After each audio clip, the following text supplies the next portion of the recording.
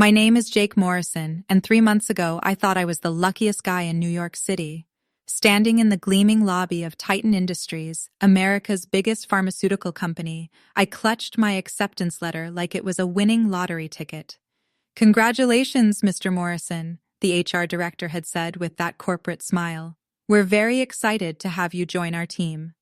22 years old, fresh out of Columbia with a business degree and landing an internship that paid more than most people's full-time jobs, my parents were so proud they actually cried. What I didn't know was that I'd been specifically hunted.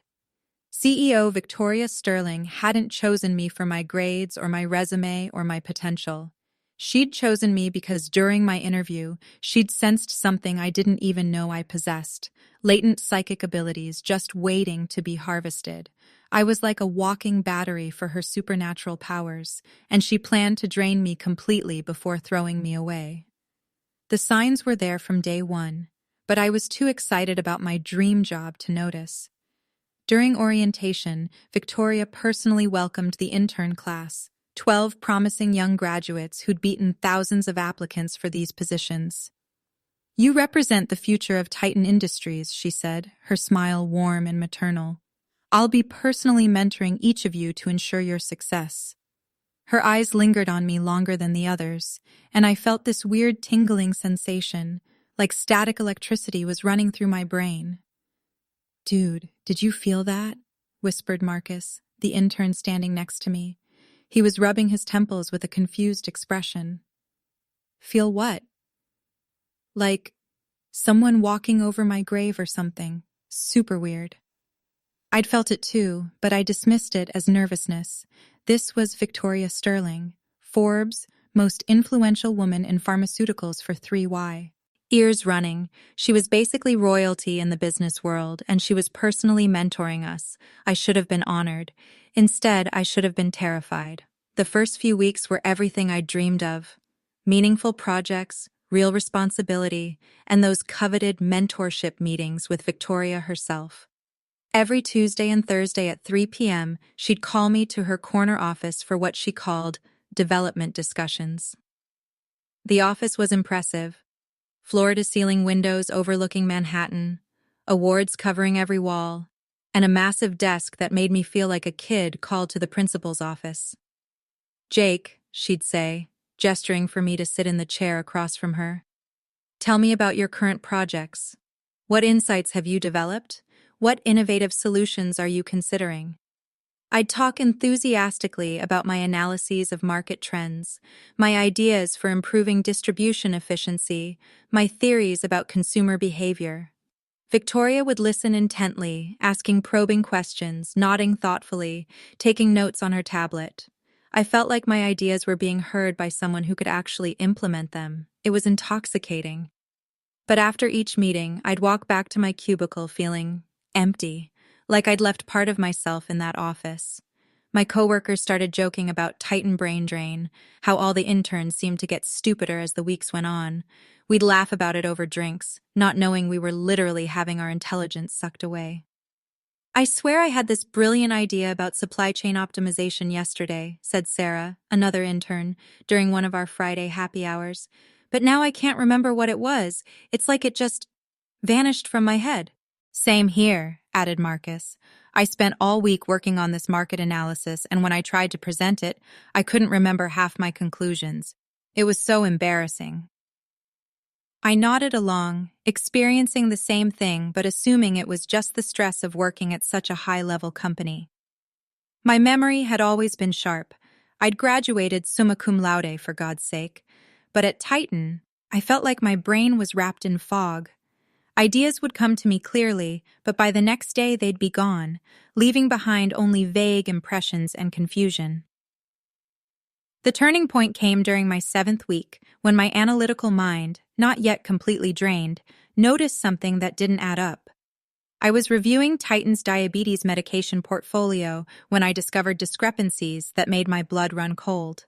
Our revolutionary breakthrough drug, Glycomax, was being sold for $847 per dose, but according to the chemical composition data I'd accessed, it was essentially rebranded insulin with minor modifications, a medication that cost about $15 to produce. We were charging diabetic patients a 3,000% markup for a drug that was barely different from generic insulin, while marketing it as a game-changing innovation. This wasn't just corporate greed, it was potentially killing people who couldn't afford the inflated price. I thought I was being a good employee when I brought this to my supervisor, thinking maybe there was some explanation I was missing. "Hey, Mr. Peterson," I said, showing him my analysis. "I found some inconsistencies in the Glycomax pricing structure. I think there might be an error in the system." His face went white. "Jake, where did you get this information?" "I was doing market analysis on our diabetes portfolio, and I cross-referenced the chemical compositions with manufacturing costs. The numbers don't match up with—" "You need to delete this immediately," he interrupted, grabbing the papers from my hands. "This is confidential proprietary information. You don't have clearance for this level of analysis." "But sir, if we're overcharging patients for—" "Delete it now." His voice carried a strange weight, and I felt this overwhelming urge to comply, to forget what I'd discovered, to apologize and walk away. But something inside me resisted that compulsion. Within an hour, Victoria's assistant called. "Ms. Sterling would like to see you immediately." I walked to her office with my laptop, planning to explain that I'd been trying to help, that I'd delete everything if needed. But as soon as I sat down in that chair, I knew something was different. Victoria's usual warm demeanor was gone, replaced by something cold and predatory. "Jake," she said, her voice carrying an odd resonance that seemed to echo inside my skull, "you've been accessing information beyond your authorization level. That's a serious breach of protocol." As she spoke, I felt that familiar tingling sensation, but stronger than ever before. It was like someone was reaching into my brain with invisible hands, trying to rearrange my thoughts. I could sense something probing my memories, trying to erase what I'd discovered about Glycomax. But this time, instead of feeling foggy and compliant, something inside me snapped.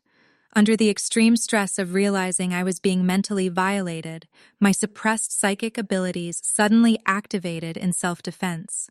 For the first time in my life, I could see what was really happening. Tendrils of psychic energy were flowing from Victoria's mind into mine, trying to erase memories and implant suggestions. It was like suddenly being able to see infrared light, a whole spectrum of reality I'd never known existed. The shock of recognition broke her hold on me completely, and in that moment of crystal clarity, I saw everything. Victoria Sterling wasn't just a successful CEO. She was a psychic predator who'd built her empire by stealing the thoughts and innovations of others.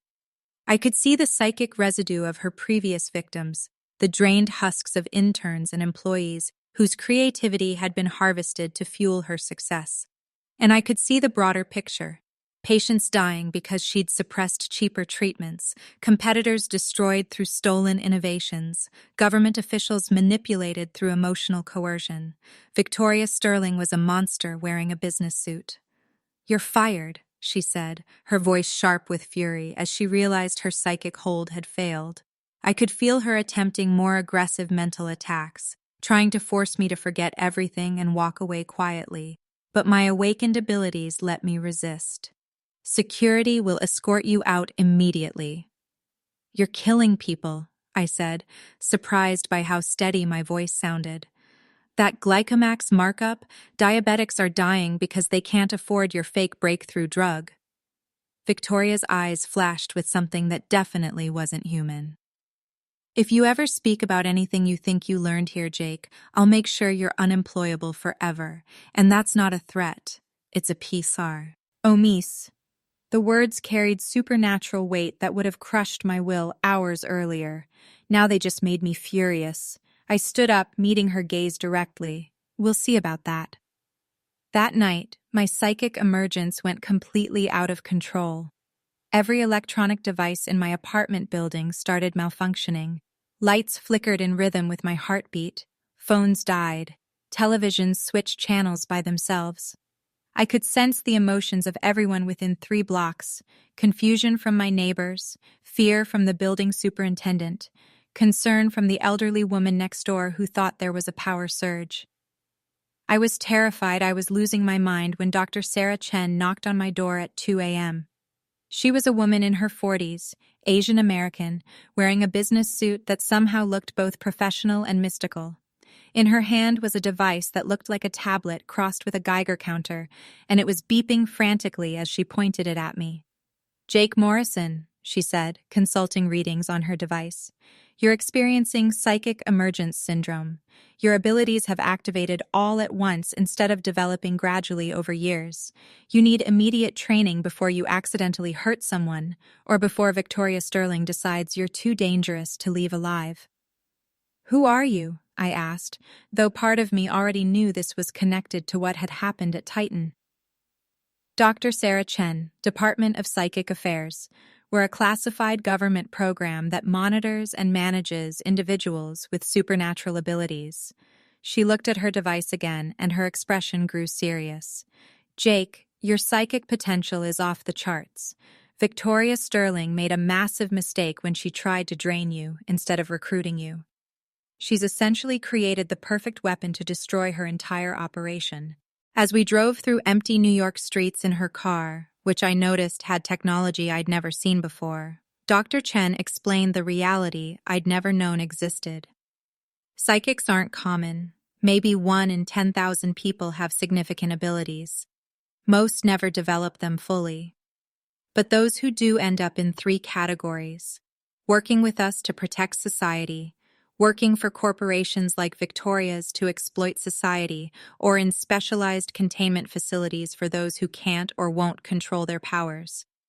The implications hit me like a truck. "You're saying Victoria has been psychically stealing from people?" "For over 2 decades. She's part of a network of corporate psychics who've been manipulating American business through supernatural means. They steal innovations through telepathy, manipulate stock markets through precognition, and control government officials through emotional coercion. Victoria Sterling isn't just a successful pharmaceutical CEO, she's one of the most dangerous psychic criminals in the world." As we pulled up to what looked like a normal federal building in downtown Manhattan, I realized my life had just taken a turn that would have seemed impossible 24 hours earlier. "Jake," Dr. Chen said as we walked toward the entrance, "you have a choice to make. We can train you to control your abilities and help us stop people like Victoria Sterling, or we can suppress your powers and relocate you somewhere safe where she can't find you."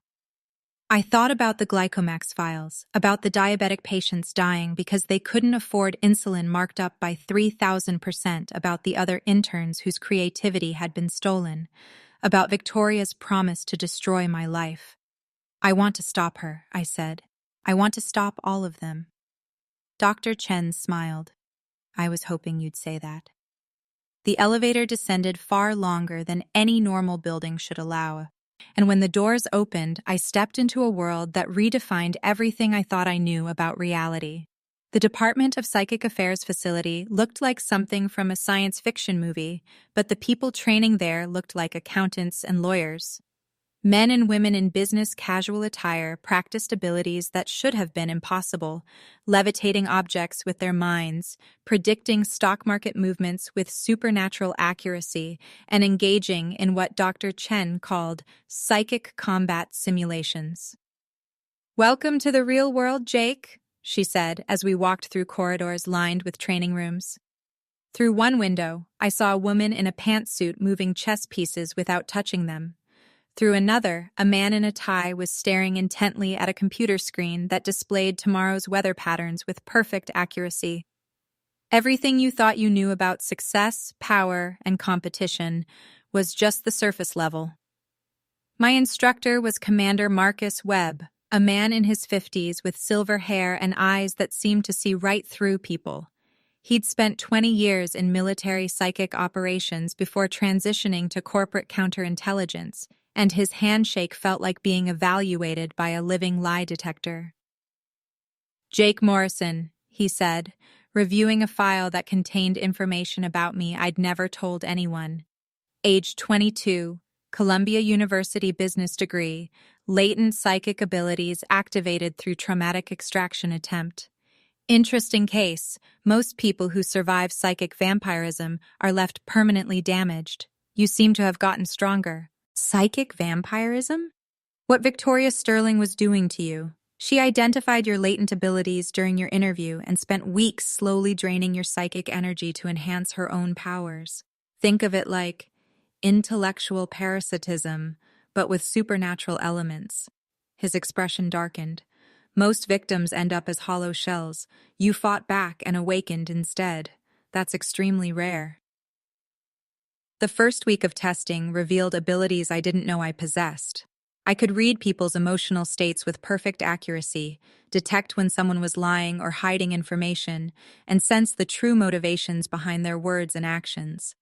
But unlike telepaths who could hear actual thoughts, my abilities were more subtle and precise. Your power is called Social Cognitive Psychic Interface, Commander Webb explained after reviewing my test results. You can read true emotional states, motivations, and deceptions, but only when people are engaged in social or professional interactions. It's like having a supernatural lie detector combined with perfect empathy. Most psychics have raw power that's obvious and detectable. You have surgical precision that's almost invisible. Is that good? Jake, in the world of corporate psychic crime, your abilities make you the perfect investigator.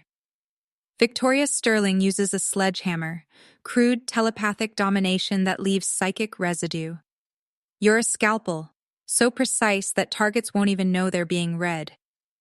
She created exactly the kind of opponent she should fear most. The training was unlike anything I'd imagined. 8 hours a day of physical conditioning, psychic exercises, corporate psychology, investigation techniques, and combat scenarios. But the hardest part was learning to control abilities that could accidentally harm innocent people. Psychic powers aren't like muscles, Commander Webb warned during one particularly intense session where I'd accidentally read the private emotions of everyone in the cafeteria. They respond to emotional states, stress levels, and subconscious impulses. Lose control of your feelings, and you lose control of your abilities. Angry psychics are dangerous psychics. During my 3rd month of training, Dr. Chen provided classified intelligence about the scope of psychic corporate crime that made my blood run cold. Victoria Sterling wasn't working alone. She was part of a network of powerful psychics who'd been secretly manipulating American business for over 2 decades. The pharmaceutical industry is especially corrupted, Dr. Chen explained, showing me files that detailed systematic psychic fraud. Victoria's network includes CFO Marcus Stone, who uses financial precognition for insider trading, Chief Medical Officer Dr. Amanda Cross, who telepathically steals research data from competitors, and government liaison Robert Hayes, who emotionally manipulates FDA officials to approve Titan's products while blocking cheaper alternatives. The evidence was overwhelming. Stolen drug formulations worth billions of dollars. Manipulated clinical trials where psychic influence had altered test results. FDA officials who'd approved dangerous medications after being telepathically coerced. Government contracts awarded through emotional manipulation rather than merit. How many people have died because of this? I asked, looking at mortality statistics that correlated with Victoria's psychic interventions. Thousands, possibly tens of thousands. Every time they suppress a cheaper treatment, delay a life-saving drug, or manipulate approval processes, people die. Dr. Chen's expression was grim. Victoria Sterling isn't just a white-collar criminal. She's a mass murderer who uses supernatural abilities to avoid detection. The knowledge fueled my training with an intensity that impressed even Commander Webb. I pushed myself harder than any other trainee, staying after hours to practice psychic self-defense, studying corporate law and investigation techniques, learning to control abilities that grew stronger every week. My anger at Victoria's crimes was transforming into cold, focused determination. You're progressing faster than anyone we've trained, Commander Webb observed during my 6th-month evaluation. Your psychic control is excellent, your investigative skills are natural, and your motivation is personal in the best possible way. Victoria created something she definitely didn't intend, the perfect weapon to destroy her entire operation. What makes you so sure I can stop her? Because she violated your mind, Jake. You understand exactly how her psychic abilities work, because you've experienced them firsthand. You know her psychological patterns, her operational methods, her emotional triggers. Most importantly, you know she's not invincible. She's just a criminal who's been hiding behind supernatural abilities. During my 7th month, Commander Webb revealed intelligence that would define my mission. Victoria Sterling was planning to acquire Medicor Pharmaceuticals, a small company developing breakthrough treatments for rare pediatric cancers. Their research was revolutionary, treatments that were both more effective and significantly cheaper than existing options. She doesn't want to buy Medicor for their research, Commander Webb explained, showing me intercepted communications. She wants to bury it. Their treatments threaten Titan's profits from expensive cancer drugs that barely work. If she succeeds, hundreds of children will die from treatable diseases. When is the acquisition scheduled? 6 months. That gives us time to place you undercover, document her chic crimes, and gather evidence for prosecution. But Jake, this isn't just about stopping one acquisition. We want you to expose her entire network. The mission briefing was comprehensive and terrifying. I would pose as a federal investigator working with Medicor to protect them from corporate espionage. My DPA credentials would be legitimate, giving me legal authority to investigate Victoria's activities. But the real goal was gathering evidence of psychic crimes that could finally bring down her entire network. You'll be working alone, deep undercover, against opponents who can read minds and manipulate emotions, Commander Webb warned. Victoria's network has resources, political connections, and supernatural abilities that make them incredibly dangerous. If they discover your true identity, I understand the risks. Do you? Because once you're in the field, you'll be beyond our immediate protection. If Victoria realizes you're the intern she tried to drain, if she discovers you're working for the DPA, she'll use every psychic ability at her disposal to destroy you permanently. I thought about the Glycomax files, about diabetic patients dying because they couldn't afford artificially inflated insulin prices.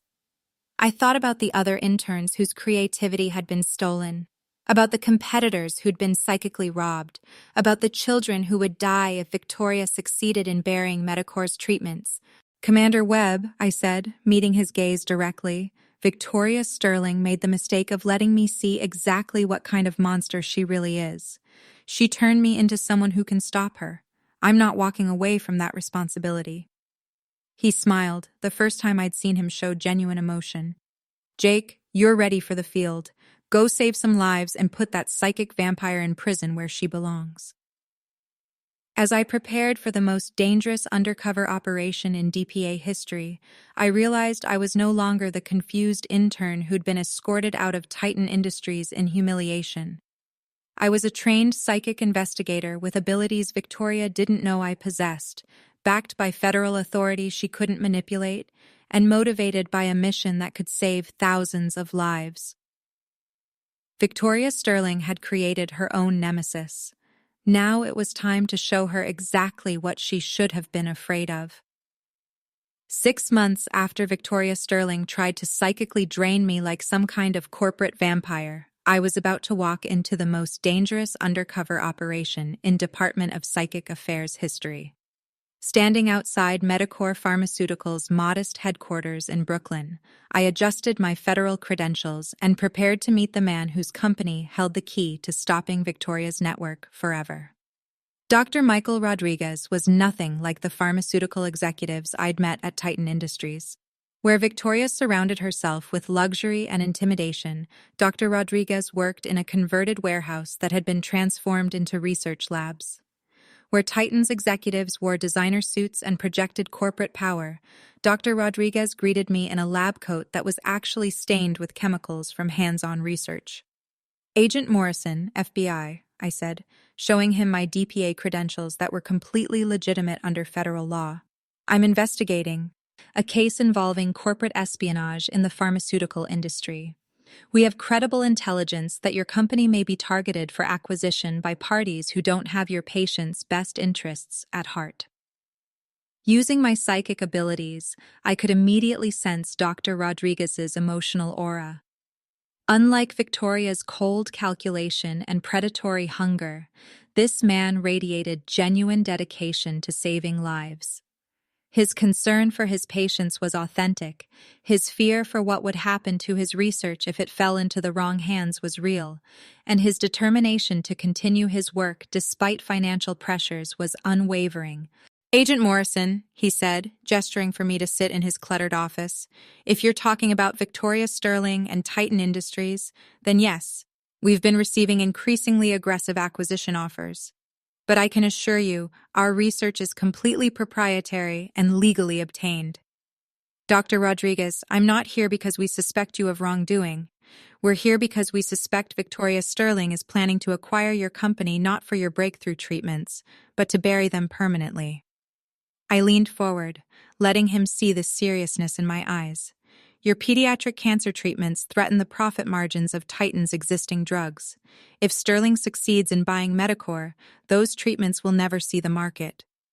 His emotional response confirmed everything our intelligence had suggested. Horror at the thought of children dying from treatable diseases. Rage at the idea that corporate greed could suppress life-saving medications. And most importantly, determination to protect his research at any cost. What do you need from me, Agent Morrison? Your cooperation in documenting how Sterling operates. We believe she's been using unconventional methods to manipulate business deals, government approvals, and competitive acquisitions. With your permission, we'd like to install monitoring equipment throughout your facility to record any attempts at corporate espionage or coercion. Over the following week, I transformed Medicor's offices into the most sophisticated surveillance operation the DPA had ever deployed. Conventional recording equipment captured audio and video of every meeting, every phone call, every interaction with Titan Industries representatives. But the real breakthrough was the psychic detection devices, experimental technology that could record telepathic intrusions, emotional manipulation attempts, and precognitive market predictions. This equipment, I explained to Dr. Rodriguez as we installed sensors throughout the building, will detect if anyone attempts to access your computers remotely, influence your staff's decision-making, or gather information through methods that would be impossible through conventional espionage.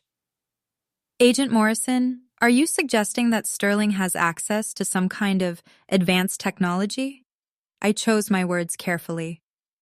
Let's just say that Sterling's success rate in business negotiations is statistically impossible without some form of external advantage. We're investigating whether that advantage involves illegal methods. The first breakthrough came during Medicor's board meeting in my second week of surveillance. Victoria had sent Marcus Stone, Titan's CFO, to make what she called a preliminary assessment of Medicor's financial situation. But my psychic abilities let me see what was really happening. Stone was using precognitive abilities to predict exactly how the board members would respond to different acquisition offers. Through the surveillance equipment, I watched Stone's eyes glaze over slightly as he accessed future probabilities. I could sense him mentally rehearsing conversations that hadn't happened yet, seeing how board members would react to specific pressure points, identifying who could be bought and who would resist. It was like watching someone cheat at poker by knowing everyone's cards in advance. Dr. Rodriguez, Stone said during the meeting, Titan Industries is prepared to offer $2.3 billion for Medicor, which represents a 400% premium over your current market valuation. But this offer expires in 2 weeks, and I have to tell you, the pharmaceutical market is becoming increasingly volatile. Companies that don't have major backing often find themselves facing unexpected challenges. The threat was subtle but clear, and I could sense Stone using emotional manipulation to make the board members feel anxious and pressured. My psychic detection equipment was recording everything. The precognitive market predictions that Stone couldn't have known through conventional research, the emotional coercion techniques designed to create artificial urgency, and the implicit threats that suggested Titan had the power to destroy Medicor if they refused the acquisition. Over the next 4 months, I documented Victoria's systematic campaign against Medicor with evidence that would have been impossible to gather through conventional investigation. Victoria personally attended 3 meetings, and each time I watched her employ illegal psychic techniques that had made her one of the most powerful CEOs in America. During one particularly crucial board meeting, I watched Victoria telepathically scan the minds of Medicor's directors, reading their private thoughts about the acquisition while they spoke. She learned about Dr. Rodriguez's financial concerns, board member Patricia Williams's doubts about Medicor's long-term viability, and investor David Chen's secret communications with other potential buyers. Dr. Rodriguez, Victoria said during that meeting, somehow knowing exactly which pressure points to target, I understand your concerns about maintaining research independence, but I want to address Patricia's question about market sustainability and David's exploration of alternative partnerships. The board members looked shocked that she knew about private conversations they'd never mentioned publicly. But the most damning evidence came from documenting Victoria's broader network of psychic conspirators. Chief Medical Officer Dr. Amanda Cross made regular visits to Medicor under the pretense of collaborative research discussions, but my equipment recorded her telepathically stealing proprietary research data from Medicor's scientists. Government liaison Robert Hayes attended industry conferences where he emotionally manipulated FDA officials to delay approval of competitive treatments that might interfere with Titan's market position. The challenge was translating psychic crimes into evidence that conventional courts could understand and prosecute. Working with DPA legal specialists, I developed a comprehensive case file that correlated Victoria's supernatural abilities with measurable criminal activities. Agent Morrison, Dr. Sarah Chen explained during one of our encrypted video conferences, psychic evidence isn't admissible in federal court yet, but we can use it to identify conventional crimes that are prosecutable. Victoria's telepathic theft correlates with patent violations, her precognitive market manipulation correlates with securities fraud, and her emotional coercion correlates with racketeering and conspiracy charges. I spent countless hours reviewing surveillance footage, identifying moments where Victoria revealed stolen information she couldn't have obtained legally, documenting financial irregularities that correlated with Stone's precognitive trading, and compiling testimony from Medicor employees who'd experienced unusual memory gaps after meetings with Titan representatives. The breakthrough came when I realized Victoria was planning to finalize the Medicor acquisition during an emergency shareholders meeting scheduled for the following month.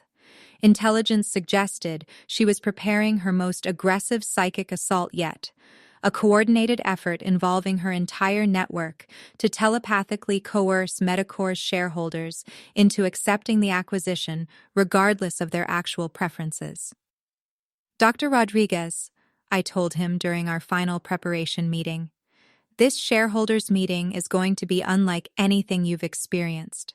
Victoria Sterling is going to attempt methods of persuasion that go far beyond conventional negotiation tactics. But we'll be ready for her. I coordinated with federal marshals to position agents throughout the building, all equipped with experimental psychic shielding technology developed by the DPA.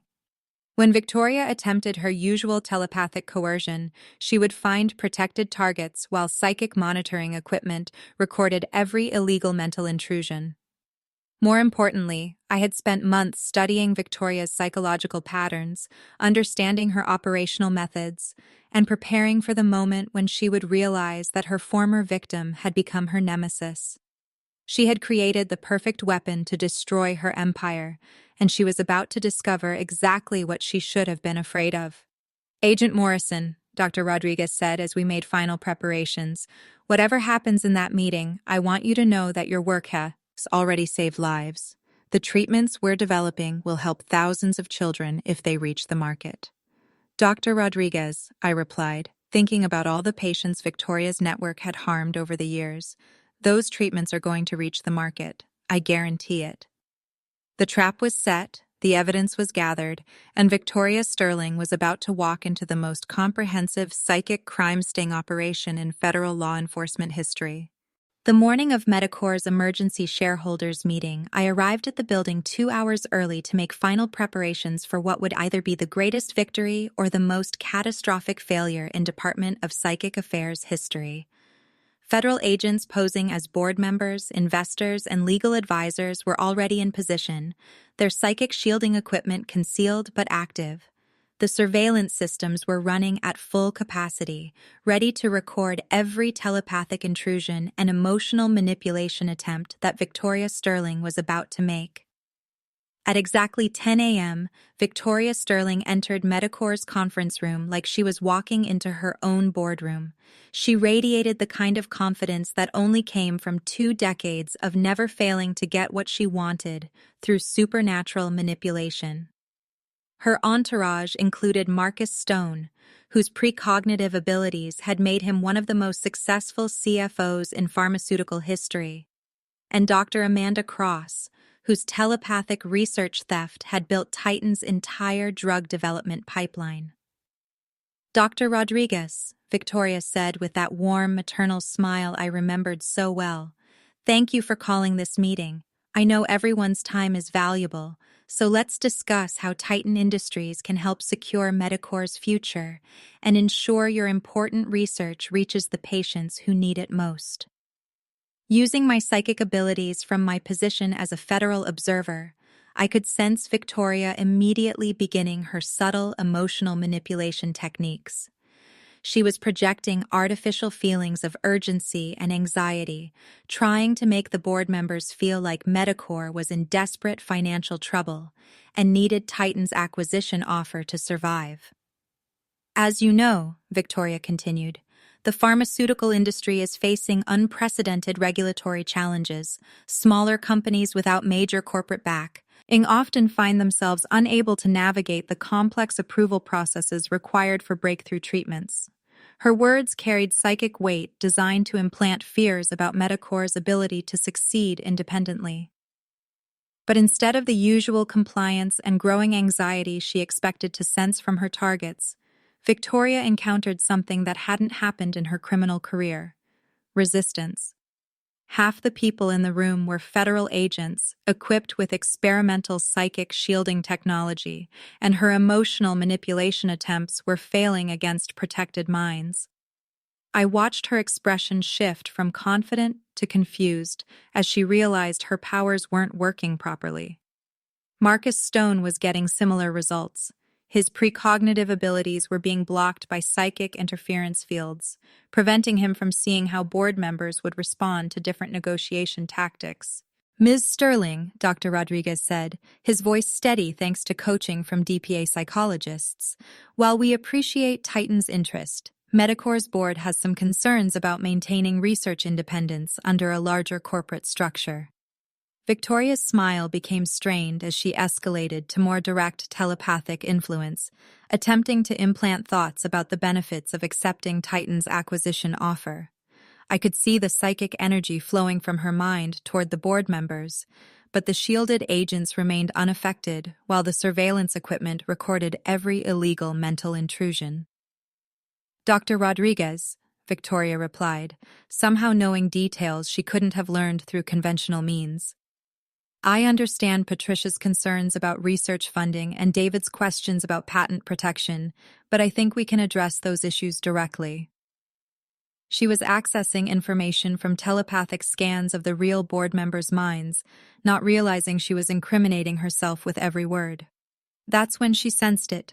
Another psychic presence in the room, someone with abilities strong enough to interfere with her powers. Her eyes swept across the assembled board members, investors, and observers until she found the source of the interference. Jake Morrison. the fired intern she'd tried to mentally drain 6 months earlier, sitting at the back of the room with federal credentials and a knowing smile. The recognition hit her like a physical blow. Her carefully controlled expression cracked, revealing the shock and fury underneath. "What is he doing here?" she demanded, pointing at me. "Ladies and gentlemen," I announced, standing and revealing my DPA badge, "you've just witnessed multiple federal felonies. Victoria Sterling has been using illegal psychic coercion to influence this meeting, attempting to telepathically manipulate your decision, making processes and access private information from your minds. All of her activities have been recorded by federal surveillance equipment." The boardroom erupted in confusion as I produced documented evidence that my investigation had gathered over 4 months, recorded conversations where Victoria revealed stolen research data she couldn't have obtained legally, financial records showing payments to psychic consultants, and testimony from Medicorps employees who'd experienced memory gaps after meetings with Titan representatives. "This is absurd," Victoria snarled, her mask of corporate professionalism completely gone. "You're talking about science fiction." But even as she denied the charges, I could sense her attempting the most powerful psychic attack of her career, a mental assault designed to destroy my sanity and erase my memory of everything I'd discovered about her network. The psychic energy hit me like a tsunami of pure malevolence, trying to shatter my mind and leave me a drooling vegetable. Fortunately, 8 months of intensive DPA training had prepared me for exactly this moment. My psychic defenses held firm as Victoria's attack crashed against shields I'd spent months perfecting. "You made one critical mistake, Victoria," I told her calmly as federal agents moved to restrain her. "When you tried to drain my mind, you taught me exactly how your abilities work. I know every technique you're using because you used them against me." Realizing that her psychic assault had failed, Victoria attempted to flee, but it was too late. Federal marshals were already surrounding the building, and her psychic abilities were being suppressed by experimental DPA technology. More importantly, coordinated raids were happening simultaneously across the country as other members of her network were arrested based on evidence my investigation had gathered. Marcus Stone was caught in his Titan Industries office, where federal agents found precognitive trading algorithms that had generated billions in illegal profits. Dr. Amanda Cross was arrested at a medical conference where she was attempting to telepathically steal research data from competing scientists. Government liaison Robert Hayes was taken into custody at an FDA facility, where he'd been emotionally manipulating officials to approve Titan's products while blocking competitive treatments. "Victoria Sterling," I said, as she was handcuffed and read her rights, "you're under arrest for conspiracy, racketeering, securities fraud, patent violation, and about 50 other federal charges. But most importantly, you're under arrest for the systematic murder of patients who died because you suppressed life-saving treatments to protect your profit margins."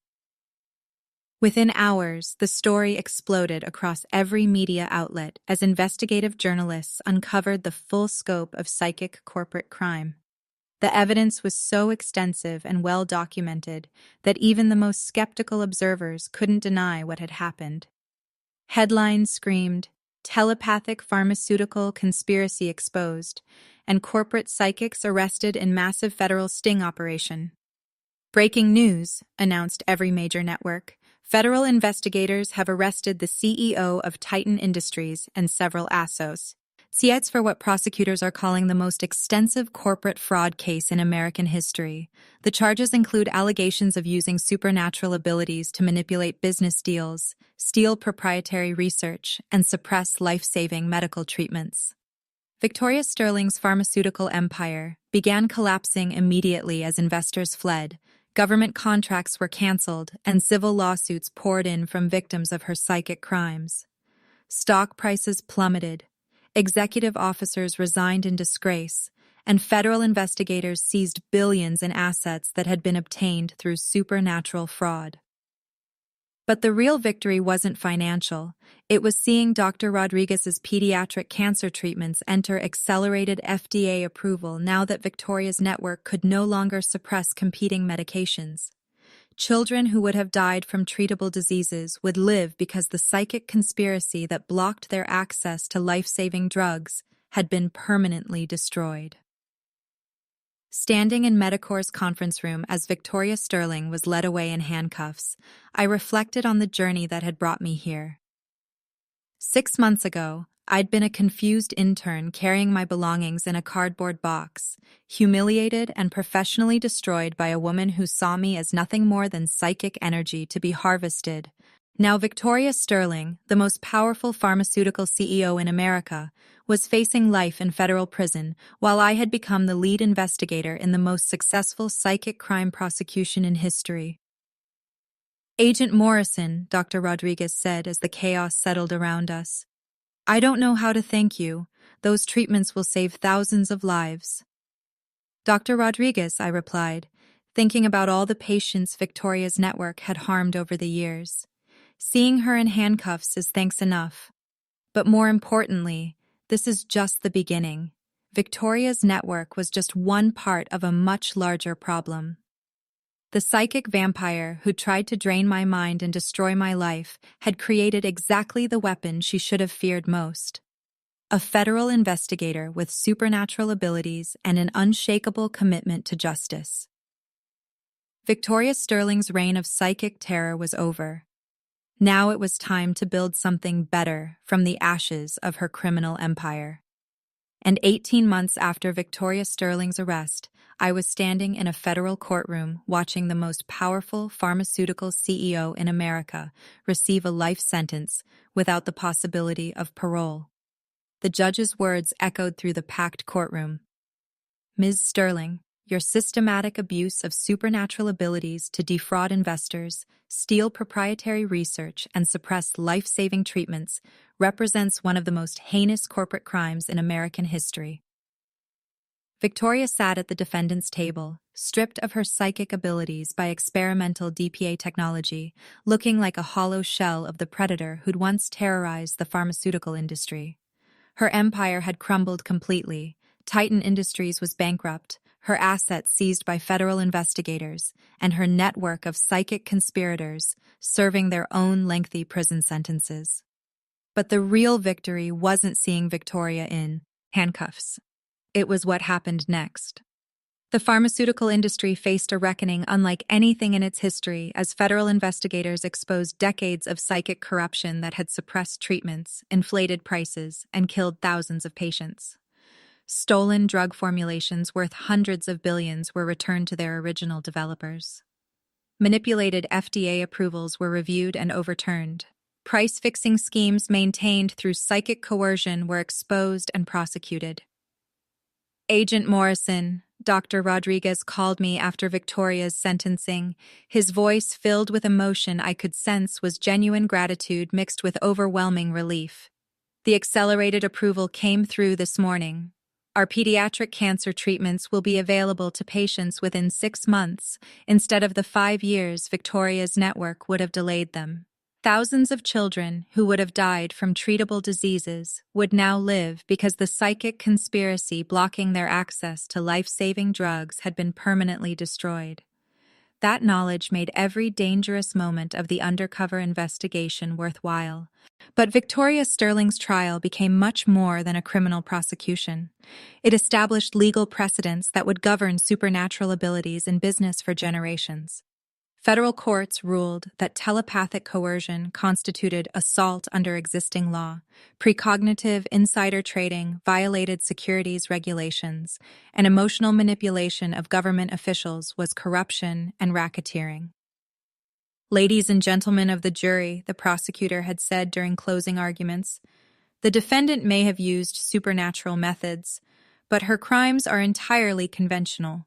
Theft, fraud, conspiracy, and murder by deliberate negligence. The fact that she used psychic abilities instead of conventional tools doesn't change the fundamental criminality of her actions." The legal framework created by Victoria's case made it possible to prosecute other psychic criminals who'd been operating with impunity for decades. Within months, federal prosecutors filed charges against telepathic corporate spies, precognitive stock manipulators, and emotional coercion specialists across every industry. My role in exposing Victoria's network led to an offer that would define the rest of my career, becoming the first director of the DPA's new Corporate Psychic Crimes Division. The position came with resources to build a team of investigative psychics, legal authority to pursue complex supernatural fraud cases, and most importantly, the mission to ensure that no other Victoria Sterlings could exploit both psychics and the general public. Jake, Dr. Sarah Chen told me during the job interview, you've proven that psychic crime can be detected, documented, and prosecuted successfully. We want you to build a division that can prevent future Victoria Sterlings from causing the kind of damage she inflicted on society. Building the team was the most satisfying part of accepting the positive. I recruited other psychics who'd been victimized by corporate exploitation, telepaths who'd been forced to steal trade secrets, precognitive individuals whose abilities had been used for illegal stock manipulation, and empaths who'd been coerced into emotional manipulation schemes. Together, we formed the world's first law enforcement unit dedicated to psychic crime prevention. Agent Morrison, said Elena Vasquez, a telepath who'd escaped from a Wall Street trading firm that had been using her abilities for insider trading. I spent 3 years having my mind violated daily by corporate criminals who treated me like a machine for stealing information. Working with you means I can use my abilities to protect other people instead of enriching sociopaths. Our first major case after Victoria's conviction involved exposing a Silicon Valley tech company that had been using psychic corporate espionage to steal innovations from competitors. The CEO, Marcus Webb, no relation to my former instructor, had built his entire company's success on telepathically obtained trade secrets. This is bigger than we initially realized, I told Dr. Chen during our first quarterly briefing. Victoria's network was just one part of a massive system of psychic corporate crime. We've identified similar operations in finance, technology, defense contracting, and entertainment. The corruption extends into every major industry. With Victoria's interference eliminated, Medicor Pharmaceuticals flourished under Dr. Rodriguez's ethical leadership. Their pediatric cancer treatments not only entered successful clinical trials, but showed unprecedented cure rates that revolutionized childhood oncology. The company became a symbol of what pharmaceutical research could achieve when not corrupted by psychic crime and corporate greed. Jake, Dr. Rodriguez told me during one of our regular check-ins, the first patient cohort is showing a 94% remission rate. Children who would have died under the old system are not just surviving, they're thriving. You didn't just stop Victoria Sterling, you saved thousands of lives. But the broader impact of our investigation extended far beyond pharmaceuticals. Wall Street trading firms were exposed for using precognitive abilities to manipulate markets. Technology companies were prosecuted for employing telepaths in corporate espionage. Government officials who'd been emotionally manipulated into awarding corrupt contracts were identified and removed from positions of authority.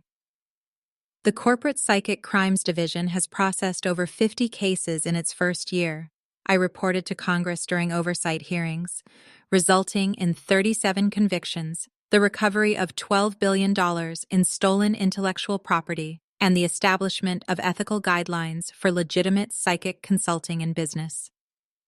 Meanwhile, Victoria Sterling was serving her life sentence in ADX Florence, the federal supermax prison, in a specially designed cell that prevented her from using any residual psychic abilities to influence guards or other prisoners. Researchers studied her case to understand how psychic abilities could be corrupted by power and greed, using her psychological profile as a template for identifying potentially dangerous psychics before they could cause widespread harm. Subject Sterling shows classic patterns of psychic corruption, one researcher's report noted. Prolonged use of supernatural abilities for selfish gain appears to create psychological dependency similar to addiction, accompanied by complete loss of empathy and increasing sociopathic behavior. My personal transformation from exploited intern to federal law enforcement director represented more than individual success. It proved that victims of psychic abuse could recover, develop their abilities ethically, and use their traumatic experiences to protect others from similar exploitation. Agent Morrison's case demonstrates the resilience of the human psyche, Dr. Chen observed during a conference on psychic trauma recovery. Rather than being permanently damaged by Victoria Sterling's psychic vampirism, he used that violation as motivation to ensure such crimes could never happen to others. His transformation from victim to protector represents the best possible outcome from supernatural abuse. But perhaps the most satisfying moment came during my first year as division director, when I received a letter from a young psychic who'd been recruited by a corporate exploitation network similar to Victoria's. Agent Morrison, the letter read, I heard about your story through the psychic support network. When my boss started trying to drain my precognitive abilities for stock trading, I remembered what happened to you and contacted the corporate psychic crimes division instead of just accepting the abuse. Your investigators helped me escape, and now I'm using my abilities ethically as a legitimate consultant. Thank you for proving that psychics don't have to be victims. Standing in my new office overlooking the DPA's expanded headquarters, I reflected on how completely my life had changed. Victoria Sterling had tried to destroy me because she feared my potential. Instead, she'd created exactly the opponent she should have dreaded most, a psychic investigator with both supernatural abilities and unshakable moral conviction. The fired intern carrying his belongings in a cardboard box had become the director of the most successful psychic crime enforcement unit in history, and this was just the beginning. 5 years after Victoria Sterling's imprisonment, I stood in my corner office overlooking Washington, D.C., reviewing statistics that would have seemed impossible when I was being psychically drained as a helpless intern. The Corporate Psychic Crimes Division had become the most successful federal law enforcement unit in American history, with over 200 cases of supernatural business fraud successfully prosecuted, billions of dollars in stolen intellectual property recovered, and comprehensive legal frameworks established for regulating psychic abilities across every commercial sector. Director Morrison, my deputy director, Agent Elena Vasquez approached with our annual report. The numbers are even better than last year. We've identified and shut down 17 major psychic crime networks, trained over 300 investigative psychics in ethical law enforcement techniques, and established field offices in 12 countries. The international community is calling our methodology the Morrison Protocol for Psychic Crime Prevention. The transformation had exceeded every projection. What began as revenge against one psychic crimin, Al had evolved into a global revolution in how society understood and regulated supernatural abilities. The hidden world of psychic exploitation had become a transparent, ethical industry that contributed positively to economic development, scientific research, and human welfare. Foreign governments competed to hire graduates from the Federal Academy for Psychic Law Enforcement that I'd established in Quantico. The Academy trained investigators from around the world in techniques for detecting psychic fraud, documenting supernatural crimes, and prosecuting cases involving paranormal abilities. Every major law enforcement agency now had specialists trained in our methods. Director Morrison, the United Nations Secretary General, had said during my appointment as Special Advisor on International Psychic Crime Prevention, "Your work has fundamentally changed how the global community addresses supernatural abilities. You've proven that psychic powers can be regulated, channeled ethically, and used for the benefit of humanity rather than its exploitation." But the real measure of success was how completely the landscape of psychic abilities had changed. Children born with supernatural gifts now received proper training and ethical guidance from specialized educational programs. Professional licensing boards certified legitimate psychic consultants. Insurance companies covered psychic counseling and therapeutic services. What had once been a shadowy underworld of exploitation and abuse had become a legitimate, regulated industry. Jake, Dr. Michael Rodriguez called during one of our quarterly check-ins. Medicore's treatments have now saved over 50,000 children worldwide. The research that Victoria tried to bury has revolutionized pediatric medicine, but more importantly, the ethical framework you established means pharmaceutical psychics now help develop treatments instead of suppressing them. The pharmaceutical industry had been completely transformed. Psychic researchers use their abilities to accelerate drug discovery, predict side effects before clinical trials, and identify optimal treatment protocols for individual patients. Instead of suppressing competition, supernatural abilities enhanced medical innovation in ways that benefited everyone. My division's research branch had developed advanced technology that revolutionized psychic crime investigation. Neural interface devices that could detect telepathic intrusion, quantum probability computers that recorded precognitive market manipulation, and emotional resonance scanners that provided legally admissible evidence of psychic coercion. These tools had become standard equipment for law enforcement agencies worldwide. The Morrison Psychic Detection Array, as the technology was officially named, had detected and prevented hundreds of potential supernatural crimes before they could cause significant damage. Corporate boardrooms, government facilities, and financial institutions now used our equipment as standard security measures. Standing before the mirror in my office, I sometimes reflected on the journey that had brought me here. The cardboard box, the humiliation, the months of having my mind violated by a psychic predator, all of it had been necessary preparation for understanding how to stop supernatural corporate crime on a global scale. Victoria Sterling's case had become the definitive study in psychic corruption, taught in psychology programs and law schools across the world. Her techniques were analyzed not to replicate them, but to prevent them. Researchers studying her psychological profile had developed screening methods to identify potentially dangerous psychics before they could abuse their abilities. Subject Sterling's degradation pattern has become the template for understanding psychic corruption, one research paper noted. Director Morrison's investigation methodology represents the gold standard for exposing and prosecuting supernatural crime networks.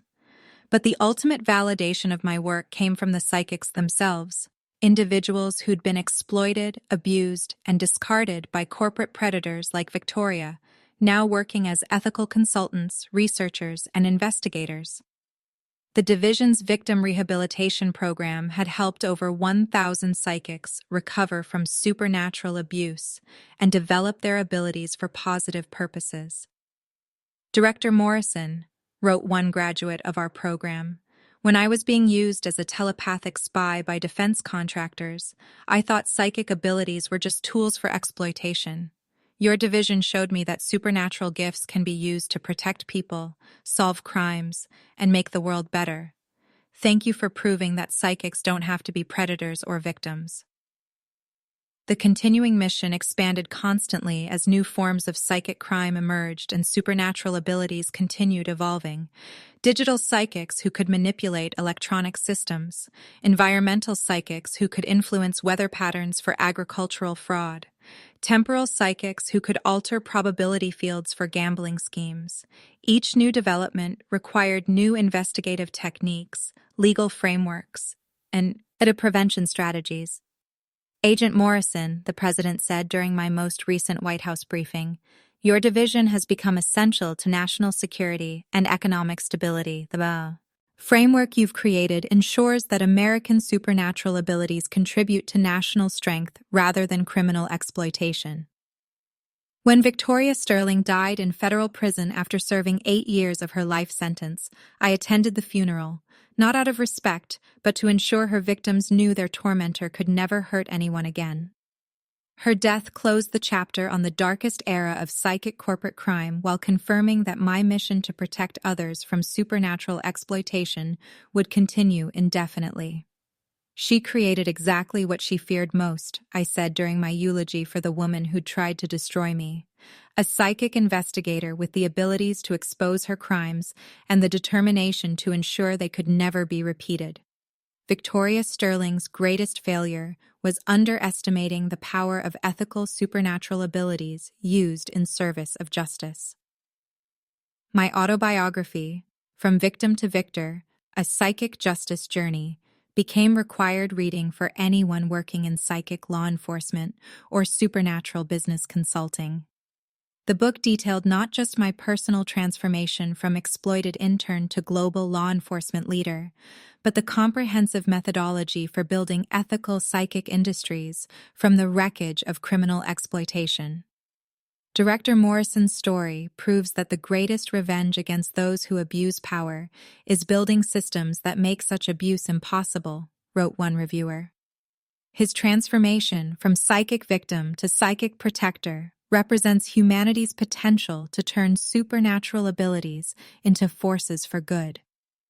Standing in my office as the sun set over Washington, D.C., I reviewed reports from field offices around the world, psychic crime networks being dismantled, supernatural abilities being channeled into ethical applications, and most importantly, potential victims being protected, or they could be exploited. Final achievement unlocked. Psychic Justice Emperor. From psychically drained intern facing career death to Global Director of Supernatural Crime Prevention. Revenge status, legendary. Enemy dead, industry transformed forever. Legacy, created worldwide ethical framework for psychic abilities in society. Victoria Sterling thought she was eliminating a threat when she tried to psychically drain Jake Morrison. Instead, she created exactly the opponent she should have feared most. A psychic investigator with unshakable moral conviction and the determination to ensure her crimes could never be repeated. The greatest revenge isn't just destroying your enemy. It's building a better world from the ashes of their corruption, ensuring that future generations never suffer what you endured, and proving that even the darkest abuse can be transformed into the brightest hope for justice. The worst thing that ever happened to me became the best thing that ever happened to the world. From psychic vampire victim to federal superhero. But wait until you see what happens when Jake discovers there are even more dangerous psychic criminals out there. Subscribe because the next story reveals psychics who can control time itself, and drop A if you think Jake's ready for his biggest challenge yet.